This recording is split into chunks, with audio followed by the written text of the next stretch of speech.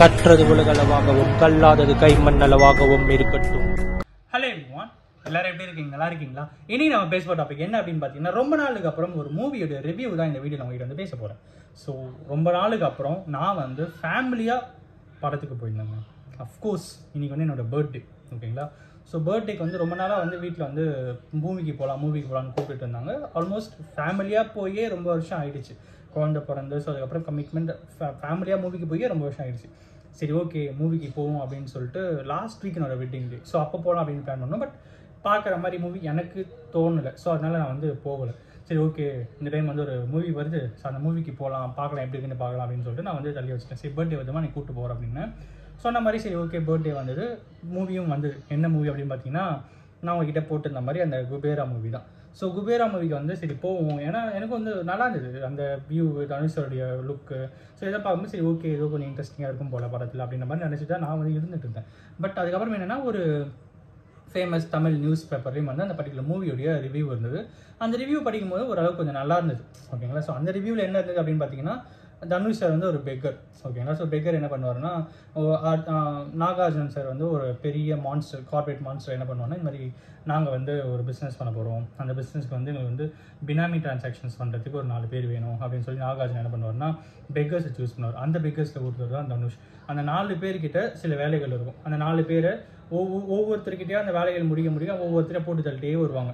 கடைசியாக தனுஷ் சார் கிட்ட அந்த வேலையை முடிக்கும் போது என்ன அவங்களை போட்டு தள்ளினாங்களா இல்லையா, அந்த வேலை முடிஞ்சா இல்லையா அப்படிங்கிற எல்லா விஷயங்களும் தான் இந்த படத்துடைய ட்விஸ்ட் அப்படிங்கிற மாதிரி இந்த படம் வந்து அந்த பர்டிகுலர் டெய்லி தந்தி அப்படிங்கிற நியூஸ் பேப்பரில் பார்த்தோம். சரி ஓகே போவோம், எப்படி இருக்குன்னு படம் பார்க்கலாம், நல்லா இருக்கே கதை, போவோம் அப்படின்னு சொல்லிட்டு போனேன்.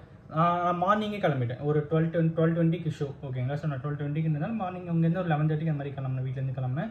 ஸோ ஷோக்கு போயிட்டேன். போனவொடனே என்னாச்சுன்னா, நான் வந்து ஆக்சுவலி பிளான் பண்ணிட்டு இருந்தேன் காலையிலேருந்து கோவிலுக்கும் போல். சரி ஓகே மூவி முடிச்சுட்டு எப்படியோ 2:30-3 மணிக்கு வந்துருக்கோம்னா ரெஸ்ட் எடுத்து திருப்பி ஈவினிங் நம்ம கோவிலுக்கு போகலாம் அப்படின்ட்டு நான் பிளான் பண்ணிட்டு போனேன்.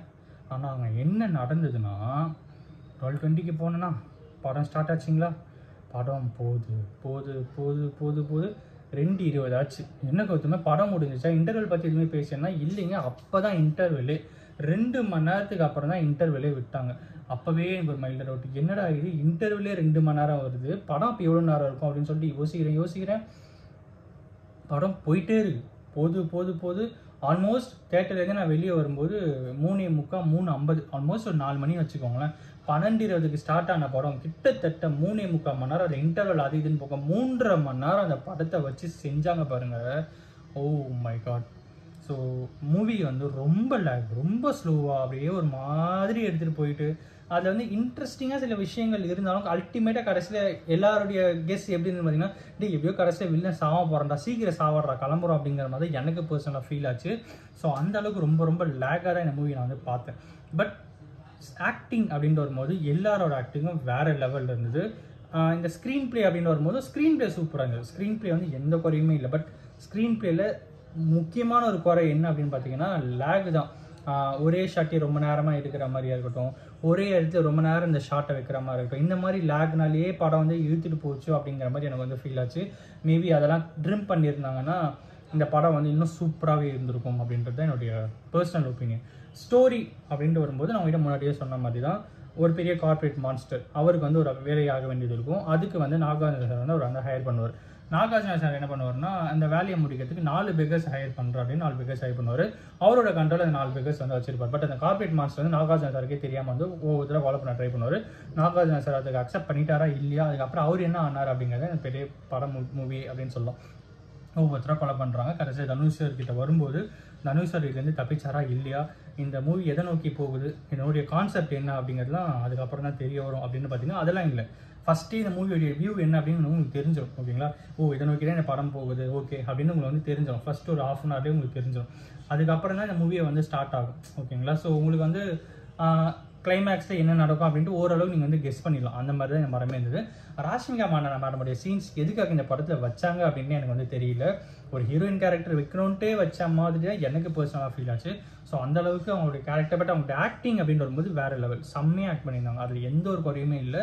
பட் ஏன் அந்த கேரக்டர் அங்கே வச்சிருக்காங்க அப்படிங்கிறது எனக்கு வந்து ஒரு மிகப்பெரிய கொஸ்டின் மார்க் இருந்தது.